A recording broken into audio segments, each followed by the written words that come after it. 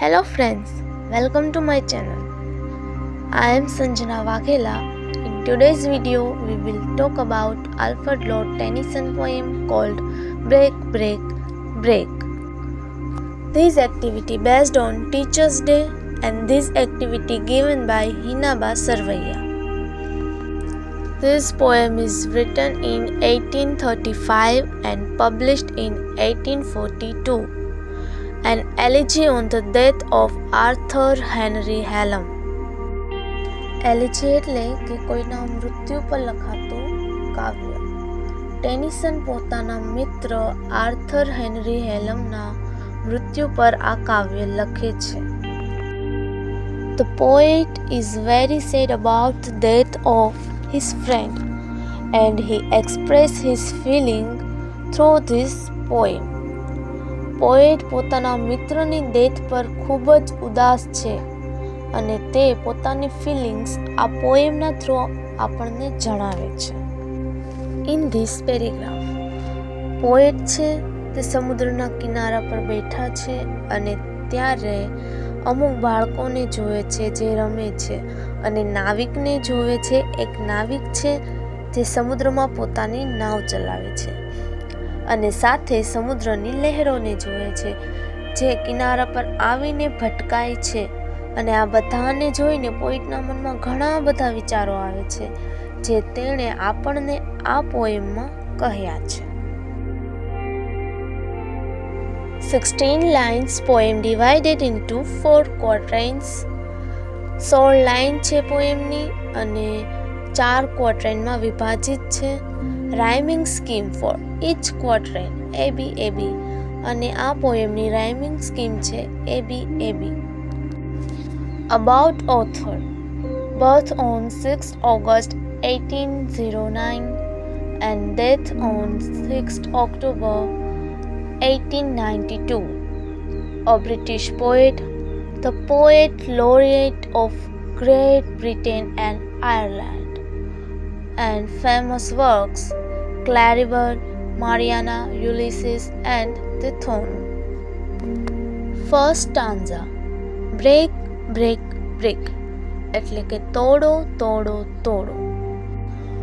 On thy cold grey storms, O sea. Cold એટલે ઠંડા, grey stones એટલે કે પથ્થરો, O sea એટલે કે દરિયો.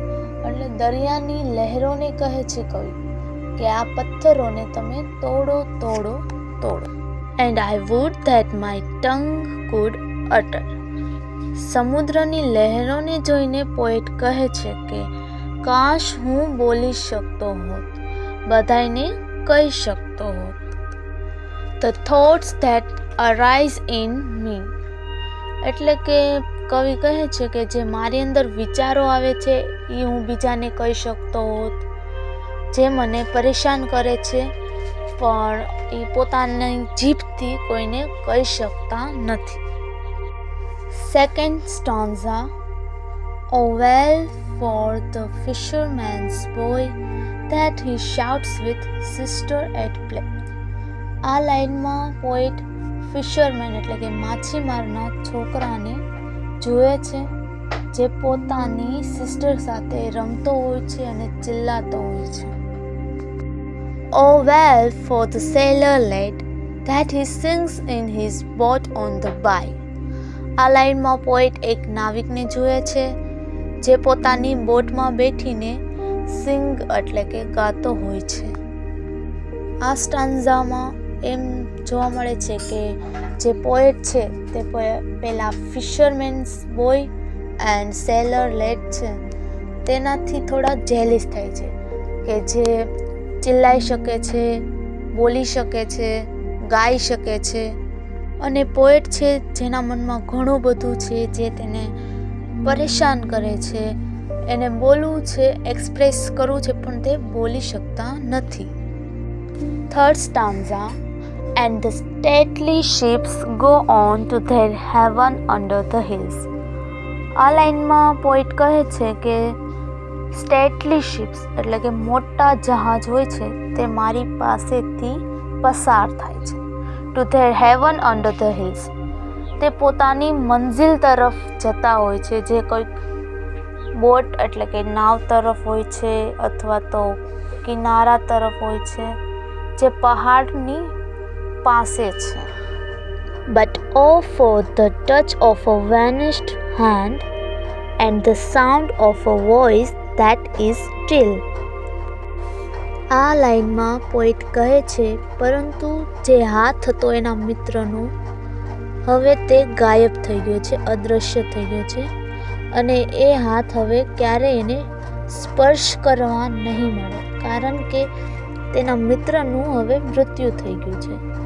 અને જે અવાજ હતો એના મિત્રનો એ પણ હવે ક્યારેય સાંભળી શકશે નહીં, કારણ કે એ અવાજ પણ હવે સ્ટીલ એટલે કે શાંત થઈ ગયો છે.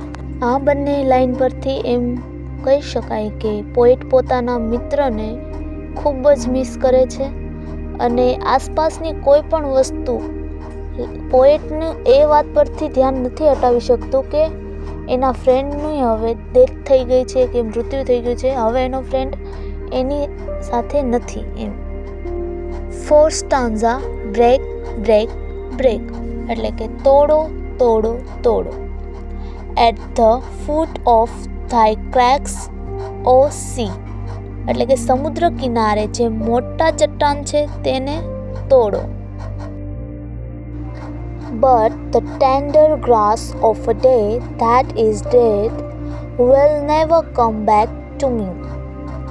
આ બે લાઈનમાં પોએટ કહે છે, but the tender grass of a day એટલે કે પણ જે ખુશીઓના દિવસો હતા જે તેણે પોતાના મિત્ર સાથે વિતાવ્યા હતા, જે બ્યુટીફુલ દિવસો હતા, એ ક્યારેય પાછા નહીં આવે. એ ટાઈમ ક્યારેય પાછો નહીં આવે જે તેના મિત્ર સાથે એ સ્પેન્ડ કર્યો હતો. Thank you for visiting my channel.